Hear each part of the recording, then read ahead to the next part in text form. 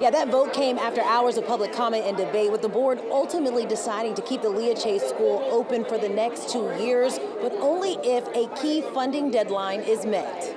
Parents and supporters filled the room Thursday, shoulder to shoulder and speaking for hours, sharing what the Leah Chase School means to their children and why they believe it deserves to stay open. The motion carries. Congratulations.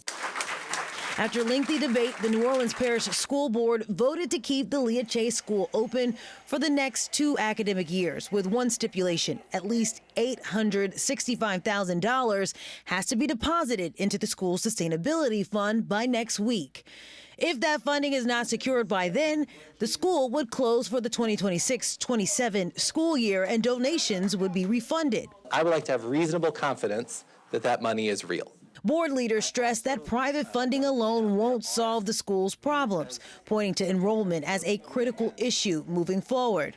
We will be back in this place in 2 years if we cannot address the enrollment issue. One of the donors, Chris Edmonds, told the board his family is prepared to act immediately with a $2 million donation. My mother feels very strongly that this school is working, and she's prepared to write a check tomorrow that will go to the bank tomorrow. Another major donor, Edgar Duke Chase IV, whose grandmother the school is named after, said this vote is just the beginning. Today is just day one, and we're going to address each and every obstacle and challenge as my grandmother would always address them. We're going to overcome them all.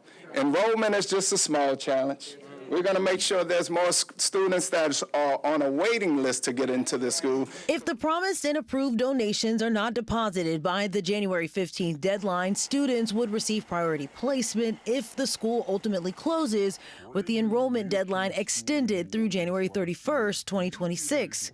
For families who packed the room, the vote brought relief, but also a clear deadline and expectations for what comes next. The school currently serves about 340 students. District leaders say they'll closely monitor enrollment and the finances over the next 2 years as part of the agreement. For now, on the West Bank, Whitney Miller, WWL, Louisiana.